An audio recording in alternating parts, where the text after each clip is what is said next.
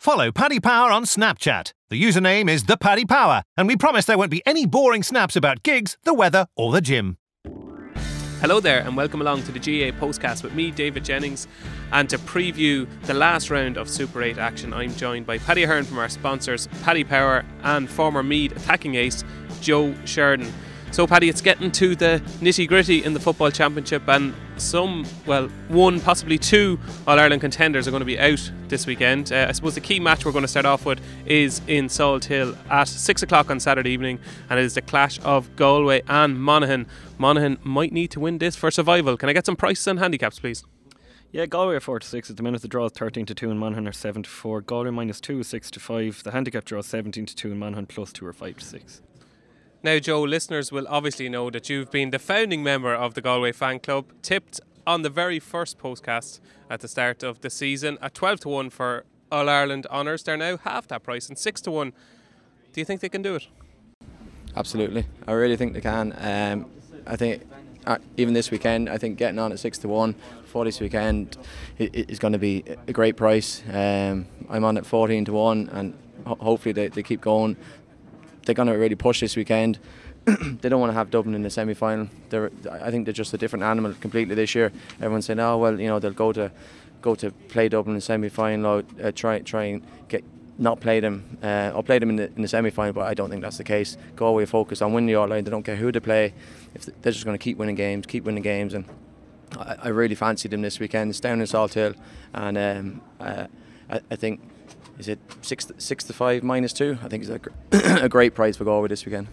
Even if Kevin Walsh does decide to rest a few players? Absolutely. I think there's players coming in there, and even if you look at Paul Conroy broke the leg, very unfortunate and shocking. Hopefully he recovers well, and just seen a post online about him the other day. He was recovering after the surgery. But Peter Cook has come in and he's a fantastic footballer, great player. These lads who aren't playing, they want to be putting their names there for places in the semi-finals. They're looking at All-Ireland finals.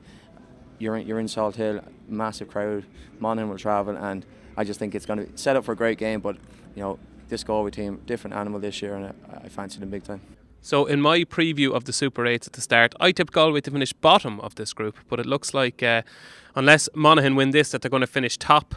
But I am a little bit surprised at the betting in this, I have to say. I thought they'd be much closer together, given that Monaghan have that little bit more to play for than Galway do, although Galway won't want to play Dublin in an All-Ireland semi-final. I suppose, first of all, where's the money been going in the last 5 or 6 days? Well, the money at the start was that everyone was kind of going for the draw, because the draw is going to suit both teams. Like people are kind of saying you have this kind of a Serie C kind of an agreement where the draw goes off 1-7 and nobody kicks a ball for the full 70 minutes or 90 minutes in soccer. The draw's been popular enough. The rest of the money would have been going for Monaghan. Like, we've been top price Galway since we priced it up. It's a little bit unfair, I think, on Galway. If you think about it, like they've beaten Kerry, who are second favourites, clear second favourites for the All Ireland. They've gone down to Newbridge in a pretty gruelling game, and they've had, they have their 4 points on the board. You would think that was enough, that they would just be happy enough to actually rest players, which they very much might do for this game. But they're taking a really big chance if they rest players for this, because everybody is kind of saying, well, it's better off get Dublin in the semi-final, all this kind of stuff. But like, there's still a good chance, we'll say, if they beat Monaghan and Kerry beat Kildare down in Killarney, which they're expected to do, Dublin then have a semi-final against Kerry. Now, there probably will be Kerry, but Kerry are still going to be kind of 11-4, 3-1 shots. So there's still a 20% chance that they won't have to meet Dublin at all. They've already beaten Kerry. So, like, this kind of nonsense in my view of, oh well, let's just throw the match and let's just go, and we're in the semi-final anyway, and if we beat Dublin, we beat Dublin. Like, what you really want to be doing at this stage of the year is avoiding Dublin if at all you can possible. And then, as Mayo kind of proved in the last couple of years, if you want to catch them in the final, catch them in the final. Kevin Walsh has come out this week and he said that he is going to drop a few players. He is going to kind of mix it up. It's very, very hard to see a price. It's very hard to fall down solidly in a price until you actually see what team he's playing, because some of those Galway guys in the forwards, especially Ian Burke-Comer, Shane Walsh, are so vital to the progress of the team that they're going to be very, very different than if you don't see, we'll say, Eamon Brannigan, Sean Kelly, who are really, really hard workers and really good footballers, but they aren't. In a scoring sense, they're not exactly what make Galway tick. So I think Galway are probably worth taking on here. We're top price at 4-6. It wouldn't surprise me later on in the week if we actually got closer 2 even money there again, because if you think about the league, Galway beat them in the league, but Monaghan had them properly rattled. One of the only teams in the league to actually properly rattle them at that stage before Fintan Kelly got sent off. People that say Galway were good at getting some fellas sent off in the last couple of weeks, but I expect a very, very close battle. Like, I don't think it's going to be a great game, but it's going to be tight ones, no question. Okay, so moving on to the player markets then, a selection for first goal scorer and man of the match. Yeah, I looked at it against Clare and it came up no goal scorer 11-2. I think it's a great price. Monaghan are going to be very tight at the back. Galway are going to be very tight at the back. I think it's going to be sort of. I don't think they're going to give away too much at the back. I think 11-2 for no goal scorer, I think is a great price. And man of the match? I'd be looking at Damien Comer. If the refs decide to give him a few frees and give him a bit of look after him and give him a bit of protection, I think. Did they used to look after you? Never. Us big lads, we get no protection at all. So I hope the refs start seeing it, because he's a fantastic player, and Kevin Walsh came out during the week and said it as well. If he can get a bit of protection, I think Ryan Whitey's not playing great at full back either. Full back line from on is there to be taken, and I think Damien Coleman could have a great day. Yeah, first goal scorer, I just mentioned we're actually getting sent off, but I think he does get in scoring positions, and I think what you kind of find against Galway is they are defensively tight, so you kind of have runners coming through, and I think Fintan Kelly could be a decent price for a first goal scorer. Like, we're 22-1. I think that's probably, I don't know how many firms have priced it up, but that's probably top price at the minute. I wouldn't put anyone off that for a small few quid. For man of the match, if it is going to be as tight as I'm thinking, I'm looking at Kyle O'Connell here, and Kyle O'Connell's having such an unbelievable season, but like, the fact, I know that Beggan was really good and he was integral to beating Kerry, but Conor McManus was just so good that day. I'm in the goalkeepers union as a goalkeeper, right? It was an utter disgrace that Conor McManus did not get man of the match. A disgrace.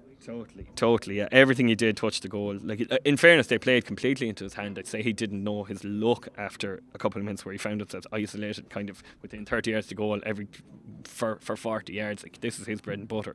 But Jesus, he made hay. He absolutely adored it. And I'm going to be controversial here. Rory Beggan's main job is to stop goals going in, and a goal cost them qualifying for the All-Ireland semi-final. A tight angle, a brilliant finish, but a tight angle, and he didn't cover himself in glory on the angles, I thought. And man of the match should have went to Conor McManus. Yeah, it was a brilliant finish as well. And if you think about Beggan too, I mean, like, fair enough, he landed a couple of them missiles, and like, he is unbelievable at doing that. But he still missed 3 if not 4 on the day, and that was coming down to the winning of the match as well, when it's 117 apiece. Like, I just thought everything McManus did was perfect and brilliant on the day.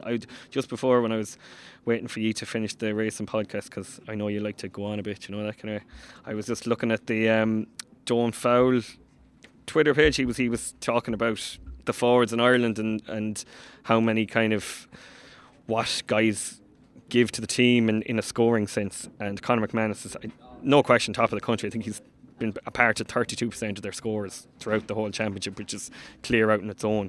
He's probably close to the best footballer in the country at the minute, and if he plays well, I'd say Monaghan are going to go close to winning, and he should be in the mix for man of the match anyway. So that is 6 o'clock at Pearse Stadium in Salthill on Saturday evening. Galway v Monaghan. At the same time, down in Fitzgerald Stadium, Kerry host Kildare, and judging by betting on this, it's going to be very, very one-sided, Paddy Ahern.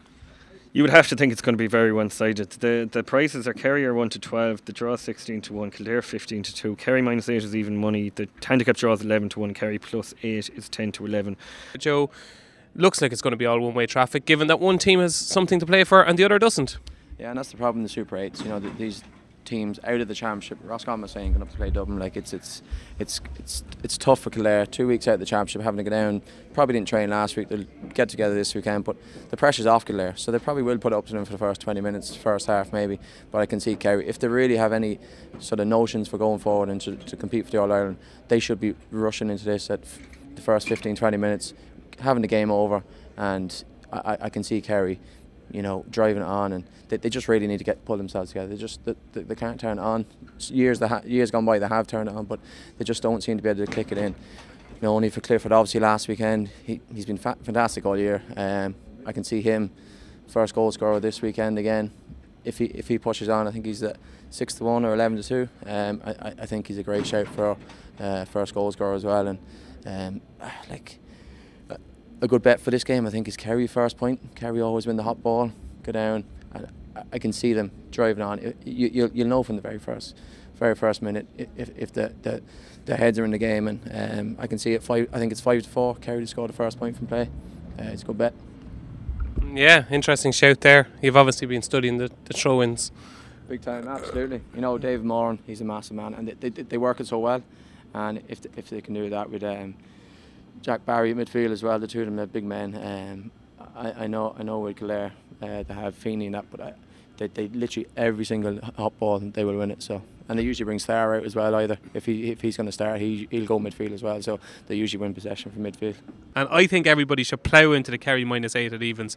And I think you'll see that line become 10, 11, 12 in the next couple of days. Yeah, it's not going to take much money to do that, and it's going to be like what's really going to come here is whatever team is going to be named on Friday night or whatever. Like it's very, very hard. You know, we'll be looking for a massive. I'd imagine on Saturday evening we're going to be looking for a big favour off Kildare.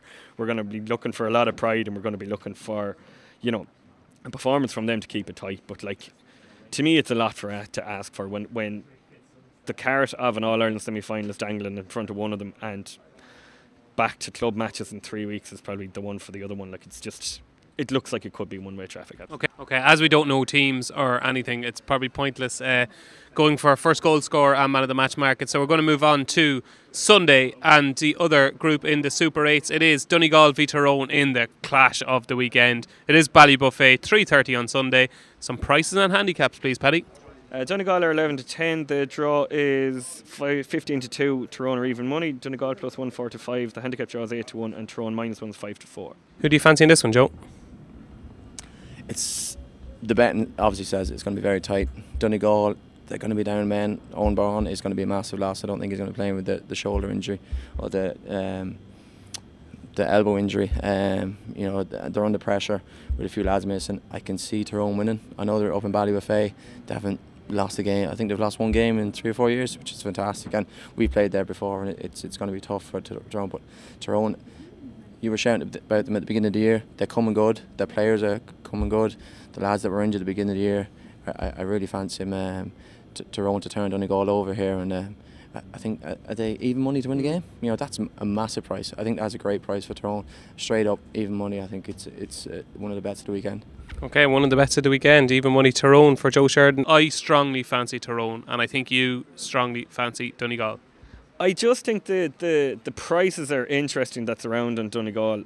If this was in a neutral venue, I would think Tyrone would be favourites. I would have thought it was similar enough to last year, and fair enough, like Tyrone overran Donegal last year, but we laid a hell of a lot of Donegal for that match. It just didn't come together on the day. Donegal are a much better team. Didn't come together on the day. It was annihilation. Completely, yeah, absolutely, totally hammered. I think this is a different Donegal team. I think there's a little bit more of an injection of pace. One ball Gallagher now is going to be lost, but I think in Ballybuffet, the prices that are kind of coming out of the game they're bigger than what they should be. Like, I can see this. I just think this is a straight down the middle 50-50 game. I wouldn't really disagree with anyone who fancies Tyrone, and I wouldn't disagree with anyone who fancies Donegal. Like, I think it is going to be very tight.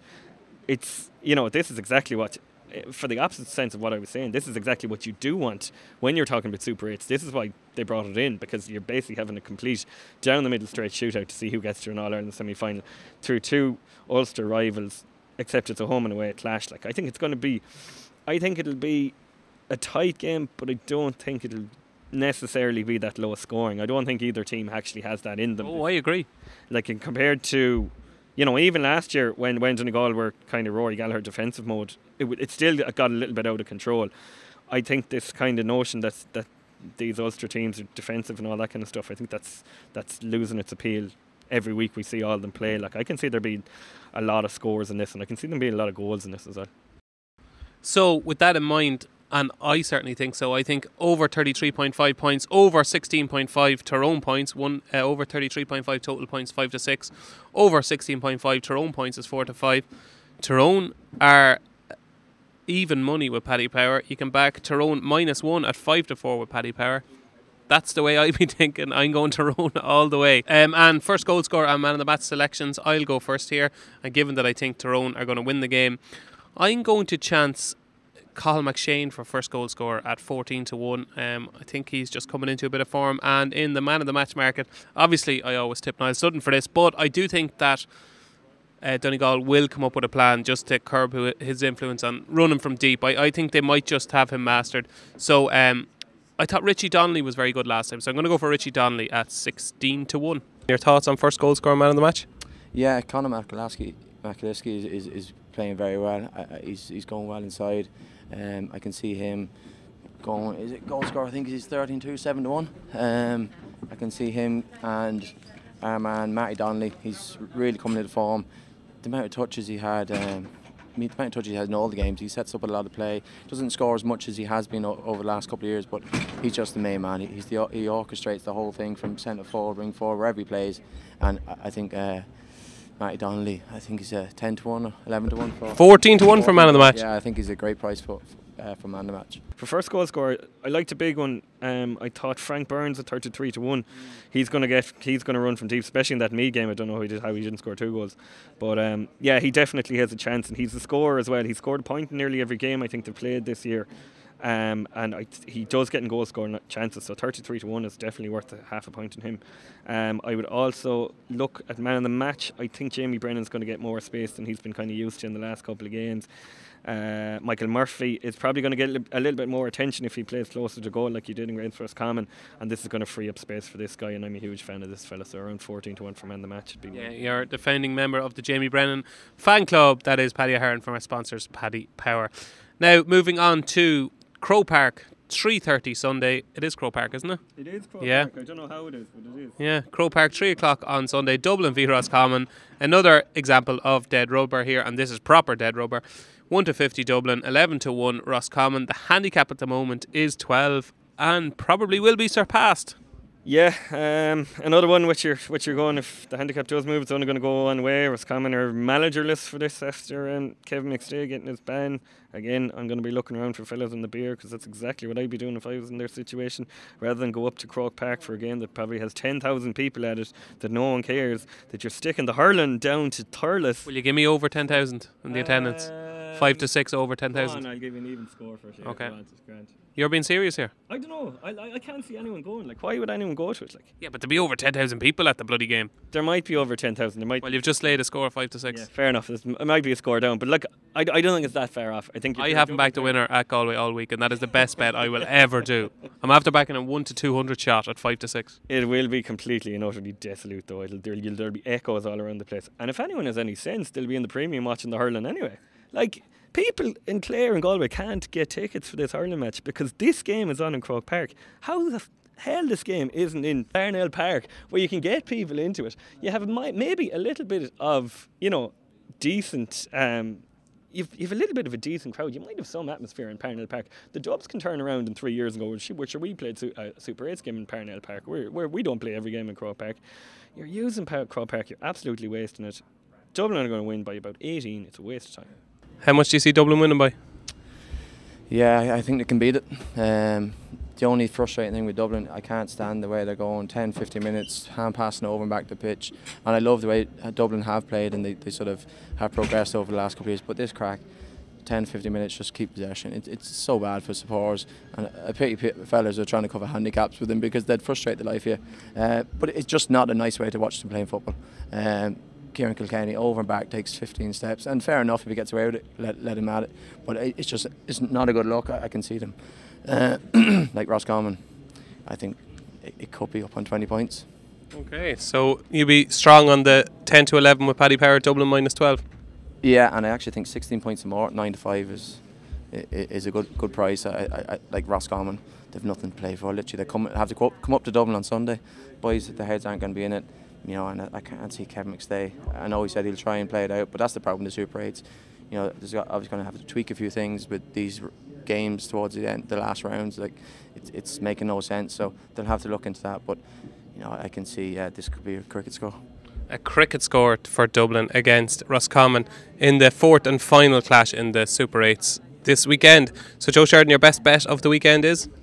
The best bet of the weekend is Galway minus 2 at 6 to 5 this weekend. I think it's a no-brainer.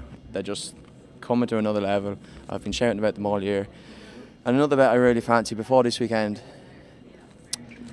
Sean Andy, the cornerback for Galway, 7 to 2 for an All-Star. I think after this weekend, his last 2 games, he's been fantastic. I can see them getting to an All-Ireland final. you've Johnny Cooper himself and whoever else is going to be in there. But I think him at 7-2 for an All-Star, I think get on before this game at the weekend. I think it's a great shout. He may be from Meath, but he is a closet Galway fan. Joe Sheridan fancies Galway to win the All-Ireland, and he's even tipping their players now to win All-Stars. Joe Sheridan, who would have thought it, the biggest Galway fan in Ireland. So there we go, that's the 4 clashes in the Super 8's football this weekend. Join us after the break, where we'll be joined by hurling aficionado Aidan Taggy Fogarty. Success ain't earned, it's bought. That's why at Paddy Power, we paid the big bucks for the best tech nerds in the world to develop our new, fastest ever app. Download the new app from the App Store or Play Store now. 18+, begambleaware.org. Welcome back to part 2 of our GAA Postcast, where I'm joined by Aidan Taggy Fogarty and Paddy Ahern from our sponsors, Paddy Power. And we have got a treat in store, a treat that we didn't think we were going to get. It is the All-Ireland hurling semi-final replay. It's Thurles, 2 o'clock Sunday, Galway V Claire. What an epic encounter we had last weekend, Paddy. Just as a weekend as a whole. Still not able to talk about it. It was too good. I managed to get myself to both games, and Jesus, it was something else now. Unbelievable. Didn't really enjoy the one as a Galway supporter on Saturday. It was kind of hard to enjoy it because I just had flashbacks of 2016 against Tip, where we were just going to lose the game by a point with fellas going down, a cramp all over the place. But yeah, we were obviously we had a lot of chances to win it, and then there's an argument after Shanahan's goal. We were kind of lucky to get out of it as well. So between that and Sunday, Jesus, some weekend of hurling. I don't know if we were going to surpass it now, like in the next coming years or whatever, because to get 2 draws like that, 2 draws by the way, which we did our absolute brains on. Did anybody do the double?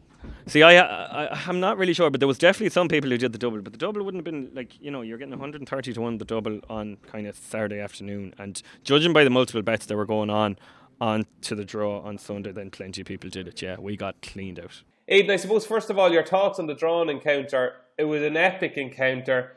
Have we blown it up too much, or was it one of the greatest games you've ever seen?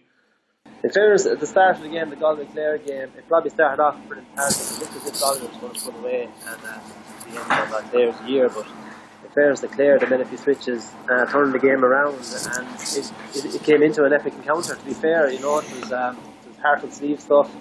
It was great scoring. It was mistakes being made. It was high intensity. In fairness, it had everything, and the whole weekend had everything. And I suppose, just to be fair, the whole championship as a whole has been crazy. Like there was 29 championship games, there was 6 draws, 2 games won by a point, 4 games won by 4 points. So we were trying to predict things here on this podcast. God, you've your research done. Yeah, I surely do, but it's crazy, and it's been brilliant, and it's been brilliant for the neutral as well. And Paddy, the prices this weekend for the replay, I have to say I'm very surprised to see Galway as short as 4-7, given the injuries, and Clare as big as 7-4. For the neutrals out there who watched last weekend's game, I'm sure there'll be plenty of people mad to get stuck into the 7-4 Clare. Yeah, I'd imagine there will. The prices straight after the game, it was very, very hard to price it. It was very hard to really land. That's your job, though. It is.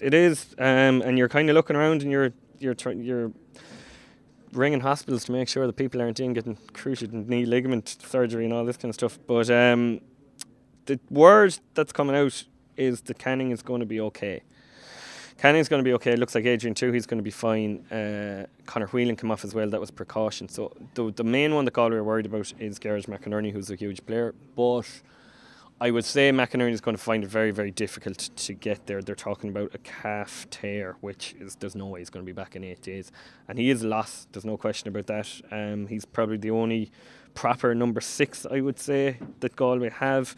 You're going to move Pádraig Mannion into centre back, I would say, and then maybe Paul Killeen might come in, or Sean Loftus is going to come in, but you're definitely losing a little bit, because in the position that Mannion is playing in, he's been lording it all year. He's been playing very, very well. McInerney's just a rock in the middle. He's the spine of that defence. Galway are going to be they're definitely depleted with him not playing, but at the same time, Thurles, I think for so long it was a graveyard of Galway defeats. It's actually playing into their hands now. Their last couple of performances there have been really impressive. They are tactically, I just thought they got it really, really wrong last week. Like, they have played against Sweeper before. They played against the Sweeper against Waterford last year, against Wexford twice this year.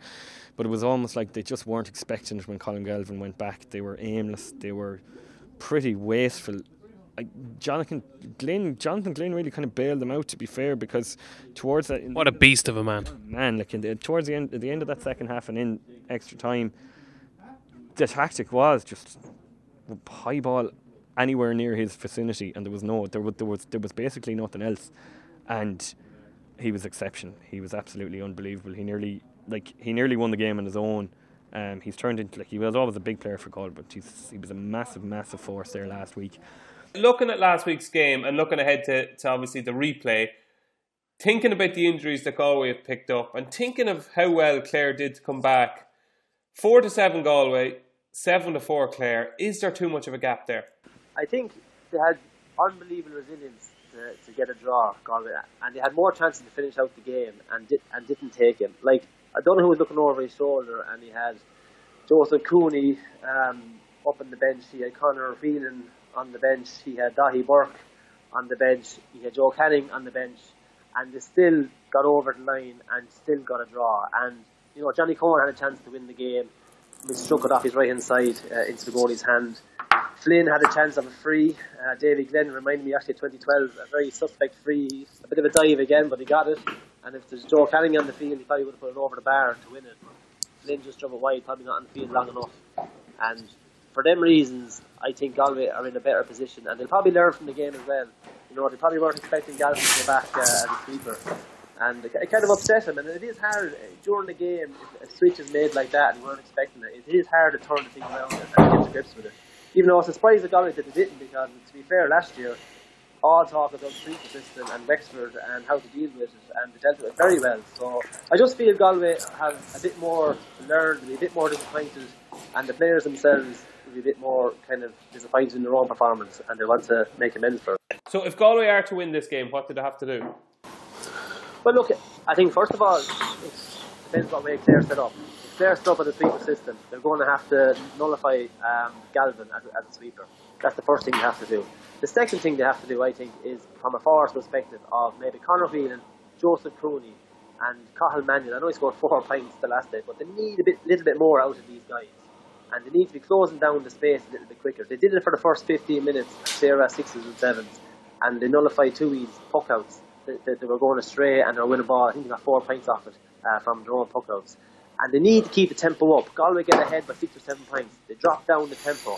They allow teams back into it. They need to keep their foot on their necks and put them to the sword for a full 70 minutes, because if they allow Clare back into the game, that's the way Clare have been playing. If they get a sniff of it at all, they'll come back, the crowd will get behind them and they'll get on top.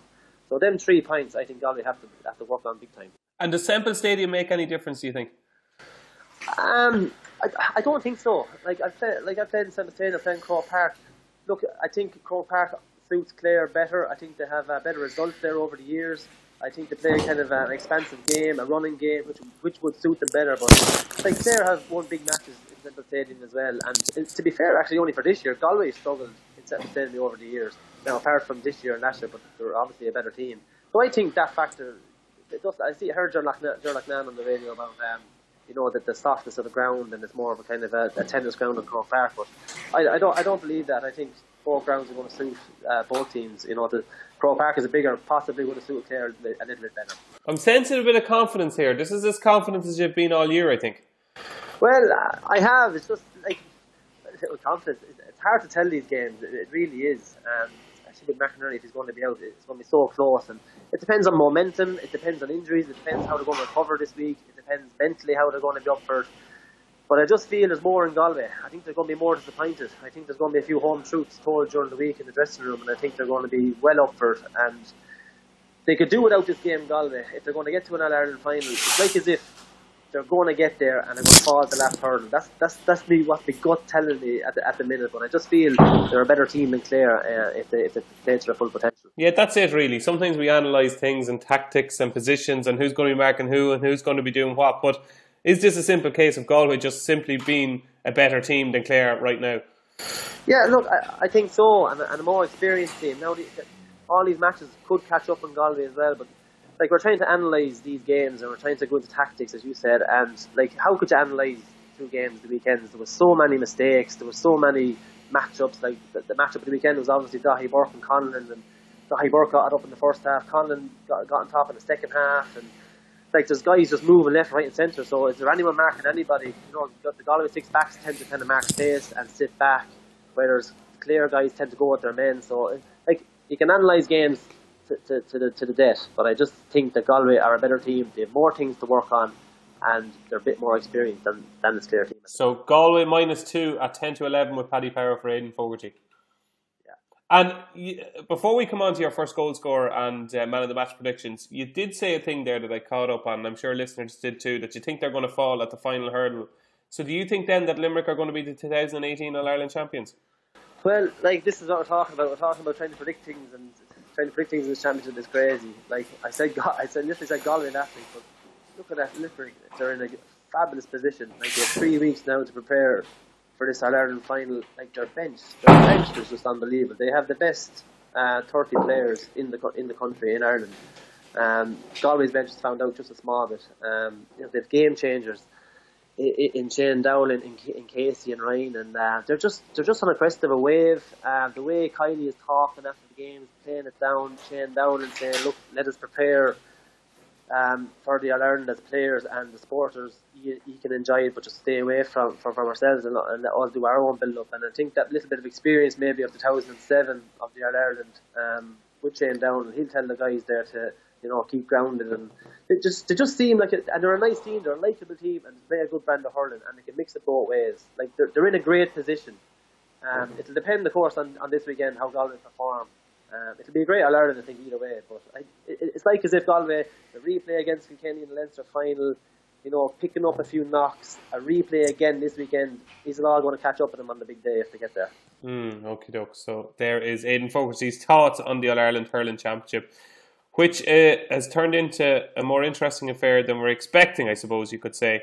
And some prices at the moment: 6-5 Galway, Limerick are 5-4, and Clare are 4-1. But that could all change at about 3:30 on Sunday afternoon. So Aidan, the final thing is your man of the match and first goal scorer predictions.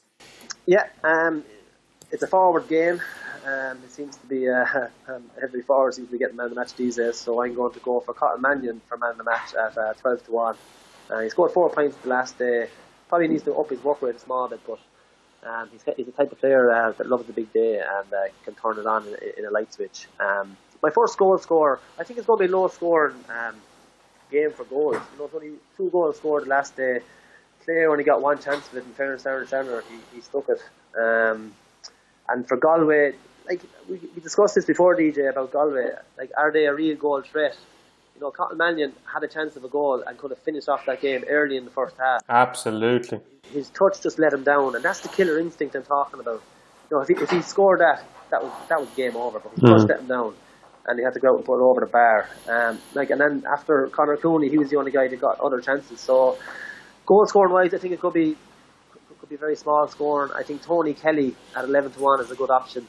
I think Clare's full forward line, they're not clicking that well, and the way Clare play the game and the way they score goals all year is maybe a guy coming from deep, maybe a Conlon winning a ball and throwing off a hand pass, and Tony Kelly is brilliant at getting forward, and he could throw a hand pass to Tony Kelly and he could pot it there. So Tony Kelly at 11-1 is not a bad option. No. There's another one there. I saw his total match goals. Just 1 goal in the game at 13-2. And Paddy, the prices this weekend for the replay, I have to say I'm very surprised to see Galway as short as 4-7, given the injuries, and Clare as big as 7-4. For the neutrals out there who watched last weekend's game, I'm sure there'll be plenty of people mad to get stuck into the 7-4 Clare. Yeah, I'd imagine there will. The prices straight after the game, it was very, very hard to price it. It was very hard to really land. That's your job, though. It is. And you're kind of looking around and you're ringing hospitals to make sure that people aren't in getting cruciate and knee ligament surgery and all this kind of stuff. But the word that's coming out is that Canning is going to be okay. Canning's going to be okay. It looks like Adrian too, he's going to be fine. Conor Whelan came off as well. That was precaution. So the main one that Galway are worried about is Gareth McInerney, who's a huge player. But I would say McInerney is going to find it very, very difficult to get there. They're talking about a calf tear, which is, there's no way he's going to be back in 8 days. And he is lost, there's no question about that. He's probably the only proper number 6, I would say, that Galway have. You're going to move Pádraig Mannion into centre back, I would say. And then maybe Paul Killeen might come in or Sean Loftus is going to come in, but you're definitely losing a little bit because in the position that Mannion is playing in, he's been lording it all year. He's been playing very, very well. McInerney's just a rock in the middle. He's the spine of that defence. Galway are going to be they're definitely depleted with him not playing, but at the same time, Thurles, I think for so long it was a graveyard of Galway defeats. It's actually playing into their hands now. Their last couple of performances there have been really impressive. They are tactically, I just thought they got it really, really wrong last week. Like, they have played against Sweeper before. They played against the Sweeper against Waterford last year, against Wexford twice this year, but it was almost like they just weren't expecting it when Colin Galvin went back. They were aimless. They were pretty wasteful. Jonathan Glynn really kind of bailed them out, to be fair, because towards that, what a beast of a man, like towards the end, at the end of that second half and in extra time, the tactic was just high ball anywhere near his vicinity, and there was basically nothing else, and he was exceptional. He was absolutely unbelievable. He nearly won the game on his own. He's turned into, he was always a big player for Galway, but he was a massive force there last week. I think they'll learn more slightly than Clare did after the first game, and I think Clare are very, very dangerous. Like, if you can see the bench they're bringing on. Ian Galvin was bringing when he came on, and Shanahan was something that none of us saw. I think, we thought I didn't even know he was back in the panel, and he was brilliant when he came on too. I think Galway will edge it, but is this your heart ruling your head, or putting your native land to one side? Who do you fancy? Well, I fancy Galway now. So basically, my clincher was Canning. I didn't think we'd be able to win the game without Canning, just because of what he offers from frees. He's worth 4 points to Galway easy. Canning, from everything I've heard down here and everything that's coming out, Canning is going to be okay. He's going to play. If Canning plays, Galway will win. By how much? If he plays, I think they'll win by 3. And your selections for first goal scorer and man of the match? First goal scorer, I think I'll just go with Glynn, because he hand passed that last one off to Flynn, and some people were kind of roaring at him to just put his head down, go himself. He can prove he did that against Kilkenny. He'll get himself a chance. I go with Jonathan Glynn for first goal. He's 8-1 there at the minute, and I think I have one for man of the match. Cathal Mannion, whatever it is about the place, seems to absolutely adore playing in Thurles. In 2015 he went down against Cork. He scored 6 points from play. Somehow he didn't get man of the match that day because Glynn got 1-2, but he went out a couple of weeks ago against Kilkenny in the replay down in Thurles, scored 7 points. Whatever it is about the place, he's able to roam, he's able to get space, and he's super accurate there. So I think man of the match, Cathal Mannion's a great shout. So that's it for this week's GAA Postcast. My thanks to Aidan Taggy Fogarty, Joe Sheridan and Paddy Hurd from our sponsors Paddy Power. Don't forget to join us next weekend, where we'll be previewing the first of the All-Ireland football semi-finals. Follow Paddy Power on Snapchat. The username is ThePaddyPower, and we promise there won't be any boring snaps about gigs, the weather or the gym.